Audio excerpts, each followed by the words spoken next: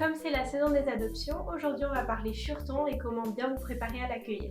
Je vais vous afficher une liste du matériel à avoir sur le côté et ensuite on va rentrer dans les détails. Pour la cage, je vous conseille de chercher les critères suivants. Donc une grande cage, vous voyez la mienne fait à peu près 1m40 sur 80 cm de largeur et 50 de profondeur il me semble. Il ne faut pas que votre furet se retrouve à l'étroit quand vous partez bosser ou quand vous allez vous coucher. Pour moi ce genre de cage convient pour 1 voire 2 furets, mais au-delà ce serait un peu limite. Je vous conseille plutôt les plateformes pleines comme ça pour éviter les accidents qui tombent d'une plateforme et pour lui faire plus de place. Ce qui est super pratique aussi, c'est d'avoir des rebords montants sur chaque plateforme, ce que je n'ai pas sur cette cage et je le regrette parce qu'un furet va faire ses besoins dans sa litière à peu près 1 fois sur 10. Donc quand il va dans un coin et que vous devez nettoyer entre les barreaux comme ça, c'est pas la même histoire. Pour le prochain critère, c'est vraiment selon votre préférence, mais je sais qu'il y a des cages qui ont les descentes comme ça, comme les barreaux. Moi j'aime pas trop ce genre de conception parce que j'ai peur qu'ils se coincent leurs petites pattes dedans. À la base j'avais la même chose en bas qui devait servir de litière et ça marche pour les rongeurs, sauf que pour les furets vous nettoyez le grillage à chaque fois. Donc j'ai remplacé ça par juste la plateforme qu'il y avait en dessous. J'ai mis du papier journal et elle en a fait une litière slash salle de jeu. Alors pour l'aménagement, pour le bas, c'est comme je vous ai dit. Juste au-dessus, j'ai mis les gamelles et la litière parce que le matin, elle n'a pas le temps d'aller jusqu'en bas pour faire ses besoins. Et au-dessus, 2 couvertures, un hamac et une cachette. Je vous mettrai le lien en barre d'infos pour ma cage si c'est celle-là que vous voulez. C'est la Blenheim Extra Tall sur eBay, je l'ai commandée en Angleterre. Et rapport qualité-prix, c'est le mieux que j'ai trouvé. Pour les gamelles, le mieux c'est de prendre des gamelles qui s'accrochent comme ça et qui s'accrochent bien parce que je peux vous garantir que votre furet, à un moment ou à un autre, il va s'amuser à les renverser. Nous, on a pris les classiques en métal que vous trouvez partout en animalerie.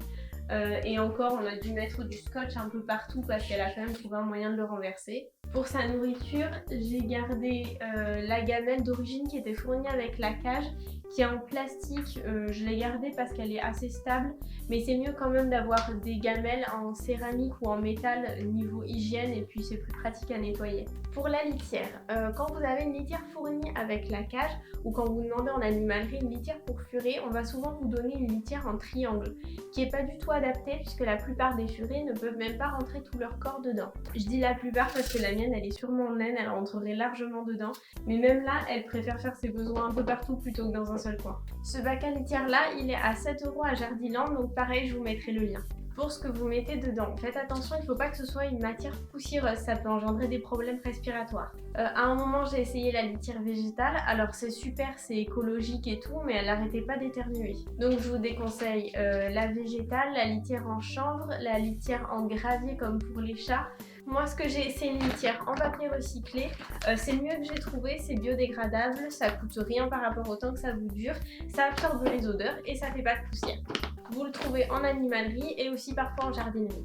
On passe au dodo. Ça c'est un hamac fabriqué par la dame chez qui j'ai adopté Saba. Ça c'est un set. Il y a aussi le double hamac que j'avais commandé en même temps que la cage. Et après j'avais acheté tout un tas de couvertures pour lui faire des dodos. Sauf qu'elle adore s'enrouler dans les couvertures. Du coup je les ai laissées telles quelles. Pour les dodos vous pouvez sortir vos talents de décorateur. C'est un animal qui adore dormir, qui va souvent changer de lit et qui adore se planquer dans les petites cachettes, donc vous pouvez vous faire plaisir sur les accessoires.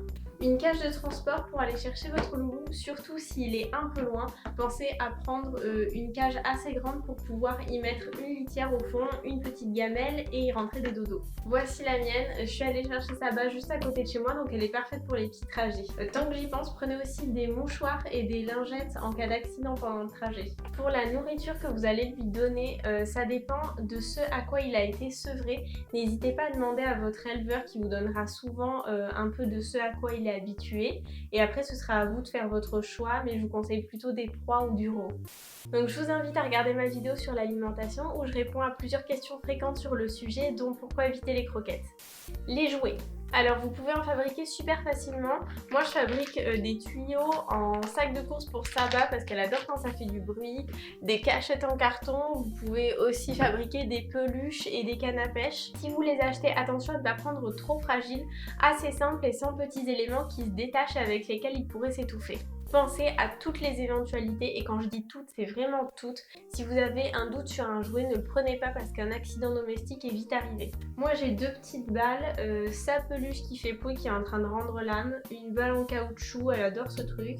Globalement, ils sont fans de tout ce qui est mou et intriguant, le silicone, les éponges, toutes ces matières faciles à mordre. Attention à ce qu'ils ne s'attaquent pas à vos éponges du coup, en les déchiquetant ça fait plein de petits bouts et ça peut leur valoir une occlusion. Pour l'entretien, ayez une pelle à litière comme ceci, de l'essuie-tout, un spray nettoyant naturel, vous allez vraiment en avoir besoin, et du papier journal ou une autre protection de sol pour quand votre furet fait ses besoins en dehors de la litière. Dernière chose, si vous ne voulez pas paniquer à son arrivée et perdre la moitié de votre déco, c'est de rendre la maison ferret proof. On n'a pas de mot équivalent en français mais je pense que vous avez compris le principe. Il s'agit de protéger tout ce que vous voulez protéger, mettre hors de sa portée les objets fragiles et écarter tous les dangers de sous son nez. Encore une fois, si vous avez un doute, prévoyez le pire. Comme on dit d'eux, si la tête passe, le corps passe. Donc ils iront sous vos meubles, sous votre canapé, derrière votre bureau, dans vos armoires. À vous de bloquer l'accès à ce que vous voulez. Je pense que je ferai une vidéo plus approfondie là-dessus parce que ça demande quand même de l'organisation. Protégez vos câbles aussi parce que moi on m'a toujours dit qu'ils y toucheraient pas parce que c'était pas des rongeurs, donc soit ça est croisé avec un rongeur et je me suis fait arnaquer, soit j'ai été mal renseignée. Non mais regardez l'état des câbles de l'ordinateur. Je vous donnerai des astuces de ferret proofing dans une autre vidéo, un truc mieux que le scotch là. Et voilà, il fait nuit. N'hésitez pas à me donner vos astuces pour protéger votre furet et votre mobilier. Dites-moi dans les commentaires si jamais j'ai oublié des choses et je vous dis à très bientôt dans la prochaine vidéo.